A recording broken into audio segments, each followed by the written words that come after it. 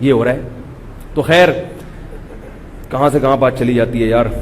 تو میں میڈیا کی بات کر رہا تھا کہ وہ ڈرامے میں کیا بتا رہے ہیں. عورت کہہ رہی ہے ہاں عدت عورت پر دو طرح سے لازم ہے. ایک یہ کہ اس دوران وہ نکاح نہیں کر سکتی, دوسرا کیا اس دوران گھر سے باہر نہیں نکل سکتی. اب ڈرامے کا جو کلپ بھیجا اس میں وہ کہہ رہی ہے کہ عدت جائے بھاڑ میں شادی بھی کروں گی اور عدت جائے بھاڑ میں. عدت کے دوران عورت اگر کسی سے نکاح کر لے تو وہ نکاح کالعدم ہے. تو یہ ڈراموں میں کس کا مذاق اڑایا جا رہا ہے؟ بولو بھائی, قرآن. اگر یہ امریکہ میں ڈرامہ بنتا ہمیں کوئی اعتراض نہ ہوتا, انہوں نے کب کہا کہ ہم اسلام کو فالو کرتے ہیں. لیکن ایک ایسا ملک جس کے آئین میں یہ بات لکھی ہوئی ہے, دیکھو ایک ہوتا ہے ملک کا قانون اور ایک ہوتا ہے ملک کا آئین. آئین کی اہمیت قانون سے زیادہ, اور ایک آئین سے بھی اوپر کی چیز ہوتی ہے, وہ یہ کہ جس بیس پہ ملک بنا ہے آئین میں بھی تبدیلی ہو سکتی ہے, لیکن جو ملک کی بنیاد ہے نا جس پہ آپ نے ملک کو بنایا ہے اس میں تبدیلی نہیں ہو سکتی. اور وہ کیا ہے جو قرارداد مقاصد میں طے ہوا تھا کہ اس ملک میں حاکم اعلی اللہ کی ذات ہے, ملک کا صدر وزیر اعظم اللہ کے قانون کو نافذ کرنے کے لیے اللہ کا خلیفہ ہے, اللہ کے اپنی طرف سے کوئی چیز وہ نافذ نہیں کر سکتا. حاکم اعلی کون ہے؟ اس لیے میں کہتا ہوں کہ پاکستان کا مسلمان ہونا, دارالاسلام ہونا اتنا یقینی ہے کہ میرے اور آپ کے بارے میں خطرہ ہو سکتا ہے کہ ہم اسلام چھوڑ دیں, اللہ نہ کرے ہم چھوڑیں, لیکن پاکستان کے بارے میں یہ خطرہ نہیں ہے کہ یہ اسلام چھوڑ دے.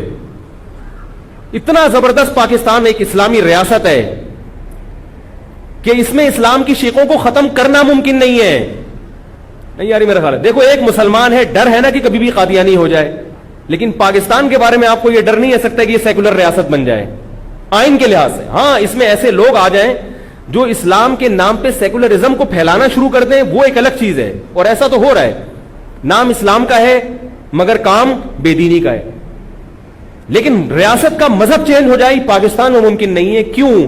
اس لیے کہ پاکستان سے اگر یہ شق نکال دی جائے کہ پاکستان کے قانون جو بنیاد ہے قرارداد مقاصد اس میں یہ ہے کہ قرآن و سنت کے منافی کوئی قانون نہیں ہوگا اور ریاست کا سرکاری مذہب اسلام ہے, یہ شق اگر آپ نکال دیں گے تو انڈیا بین الاقوامی عدالت میں پاکستان کے خلاف کیس کر سکتا ہے کہ بر صغیر کو دو ٹکڑوں میں جس بیس پر تقسیم کیا گیا تھا وہ بیس ختم ہو گئی ہے, لہذا یہ تقسیم خود بخود کالعدم ہو گئی ہے, تو انڈیا کھا جائے گا آپ کو.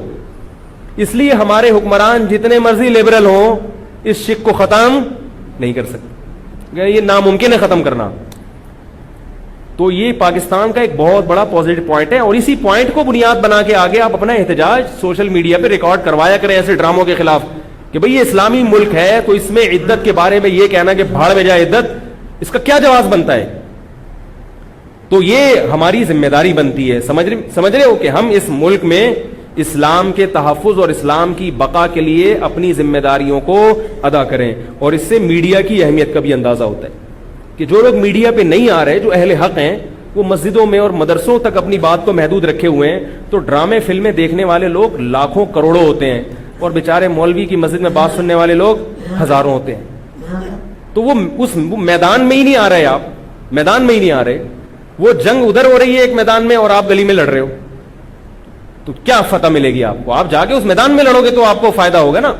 تو اس لیے میں کہتا ہوں کہ جو اہل حق ہیں ان کی ذمہ داری ہے کہ ٹیلی ویژن کا چینل بھی بنائیں, سمجھ رہے ہو, اور سوشل میڈیا کا بھی استعمال کریں. اور سوشل میڈیا جو ہے نا وہ ویڈیو کے بغیر نہیں ہوتا. ایک صاحب مولوی صاحب سے میں نے کہا کہ یہ ٹیلی ویژن میں آپ آیا کریں, انہوں نے کہا ٹیلی ویژن میں اگر تصویر نہیں ہوگی تو میں آؤں گا.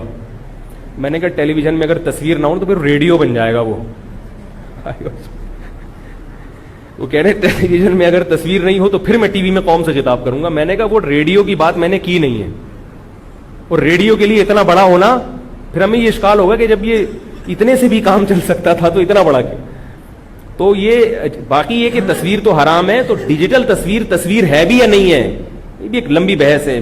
ہماری تحقیق یہ ہے کہ ڈیجیٹل تصویر یہ تصویر ہی نہیں ہے, وہی بندہ ہے جو آپ کو ٹی وی میں دکھایا جا رہا ہے. تبھی آپ جو کہتے ہیں نا آج مولانا طارق جمیل صاحب ٹی وی میں آئے, آج فلاں ٹی وی میں آئے, کبھی یہ نہیں کہتے ان کی تصویر آئی ہے.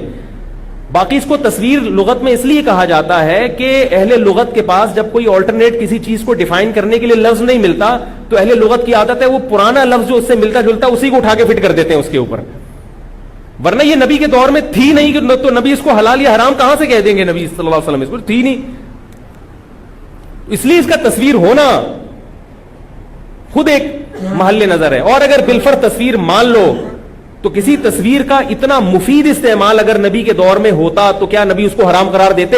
اس سے حدیث خاموش ہے۔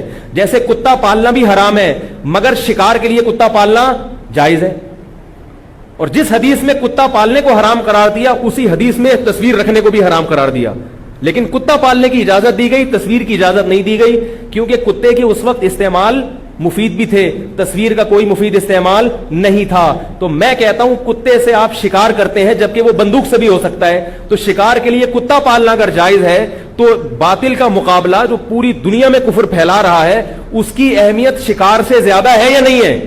اس کے لیے ڈیجیٹل تصویر کو استعمال کرنا کیوں جائز نہیں ہوگا بھائی؟